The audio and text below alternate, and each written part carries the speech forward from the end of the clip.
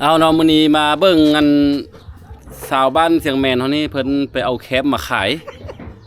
ค่อยก็บ่ฮู้ว่าเพิ่นเฮ็ดแนวใดเนาะอันนี้เนาะสิเจ้าเอาไปเลยนี่นะอันนี้เอาไปเลยบอกเอาไปยังขายไปขายไปขายเอาโลเท่าเลยนี่นะบอกโลเท่าเลยบูโล4,000พวกเอามาให้บ่หรือเจ้าไปเอาเองนี่นะเอาเองได้มื้อละจักโล4-5 โล4-5 โล 4,000 ได้ 20,000พอดีเนาะได้ข้าวแป้งมาท่านี่พี่น้องเนาะอันนี้ถือว่าเขาเอิ้นว่าแคมนี่นะบ่เขาเอิ้นแคมเขาตากแห้งๆแล้วเขาจะเอาไปเฮ็ดอยู่กวาดเฮือนเนาะถือว่าจุดนี้ถือว่าเป็นแม่หญิงอยู่บ้านนี่เขาเลยเป็นไปเก็บเอามานี่ไปเก็บอยู่ป้าบ่อันเนี้ยอยู่กันเลยป้าอยู่ป้าเพิ่นว่ามีหลายบ่ค่อยไปเก็บมันเด้อลูกชายบ่น่ะพวกก็ไปนำบ่ไปเอาเนี่ยบ่ไปเขาไปผู้เดียวหรือเจ้าเอ้ยเขาหาเงินได้ไทยอันนี้น่ะบ่ได้สนกับผัวเลยได้นี่น่ะบ่นี่พวกเราก็มีลูกนี่ดิสนุกแท้ได้เนี่ยเอาลูกอยู่เฮือนผัวไปซอกกินนี่เอียลูกปุกเต่าเนาะอันนี้หมู่บ้านสนเผ่าของลาวเทิงเนาะลูกชายบ่ลูกสาวอันนี้ลูกชายเผ่าอันนี้เลยมันขี้อายขนาดเผ่าอันนี้เด้อพี่น้องเด้อออกจากไกลจากบ้านของเขามาเกือบ35 กิโลเมตรเพิ่นบ่ได้อัน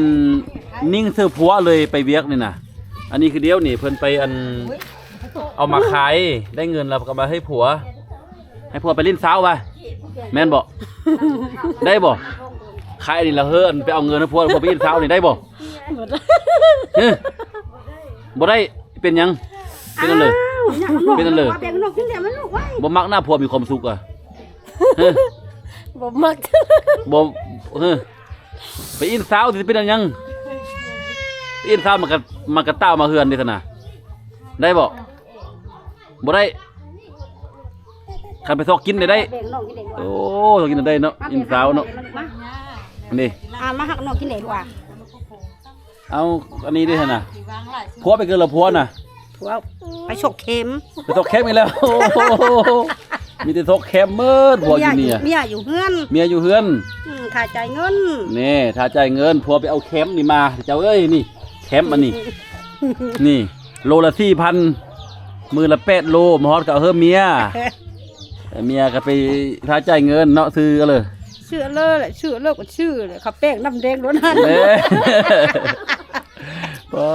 เดินนี่มึงแม่ก็ผัวเขาดีแท้เด้อเจ้าเด้อเนาะเอาเบิ่งไปเด้อผัวเขาดีขนาดเนาะเฮอเมียอยู่เฮือนแล้วผัวไปซอกแคมป์มาหมอแล้วเมียก็ซื้อสติ๊กซื้อครีมมาทาให้เขา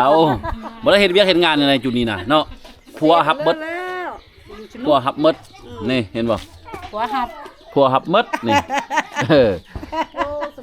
นี่ผู้นี้ก็ได้บ่บัวได้บ่คันผัวไปอินสาวไม่เท่าห่วงบ่ว่าแท้เขาถามคนไหนไทยเผาอยู่เจ้าน่ะห่วงบ่ตัวอีฮักนั่นห่วงบ่ถามมื้อนี้คันสิบ่ห่วงแม่นห่วงอีเลยปานว่ามันทำมึดบ่สิห่วงนี่นั่นแล้วบ่นั่นแล้วเลือสิมักสิไปลินสาวสิเอาเมียเลยเอาก็เจอมันไปก็เฮอมันไปเด้ก็เฮอผู้หญิงไปลินบ่าวเด้ลินบ่าวบ่แม่นแนวมันผู้หญิงเนาะนี่อันนี้ได้บ่ประเทศอ่ะเจ้าได้บ่ได้ผัวไปอินสาวได้เอ้ยท่านบ่ฮู้สิก็ได้อยู่ฮู้ก็บ่ได้นี่ได้บ่บัวอนุญาตให้มันแดนในเท่าแล้วก็แล้วไปห่วงไปเลยเท่าก็เท่าน้ำเดียวแหละเฮาบ่เห็นได้ลิ้นกันเลยนี่เมียบ่เตยเนาะยังได้บ่ประเทศดีล่ะบ่ได้เนาะบ่ได้คือเดียวเพิ่นเนาะนอนรับบ่คั่นนะผัวไปกินเหล้าอยู่ข้างเฮือน เฮาอยู่เฮือนนี่น่ะ กินน้ำหมูน้ำคูสิก็นอนหลับ บ่แล้วกินน้ำผู้สาวเหรอเห็นกอดคอหอมแก้มอยู่กอดคอหอมแก้มอยู่แล้วเจ้ามื้อนึงเข้าเป้าไฟอยู่เฮือนได้บ่ จ้างบ่ฮึ อืม บ่ได้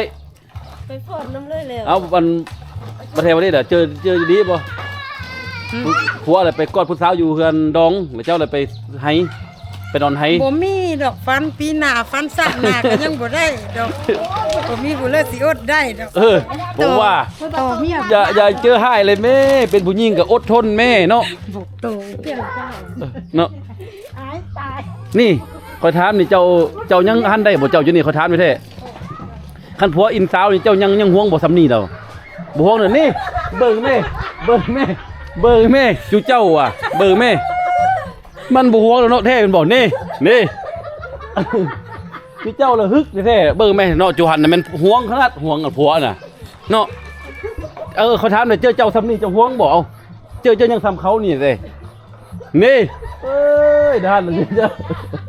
นั่นล่ะบ่จูเจ้าเลยบ่ดีจูเจ้าดิผู้เฒ่าเป็นแบบเป็นอย่างเจ้าบ่เฮียนเอานี่เนาะเจ้ายังห่วงบ่เจ้าเอาเขาถามมาจังยังห่วงบ่เจ้า ห่วงเห็นหรือ นี่โอ้โหเนาะจูหันเนาะจักเป็นนั่นเลยเนาะมาถามเป็นเรื่องจากห่วงจูเจ้าเด้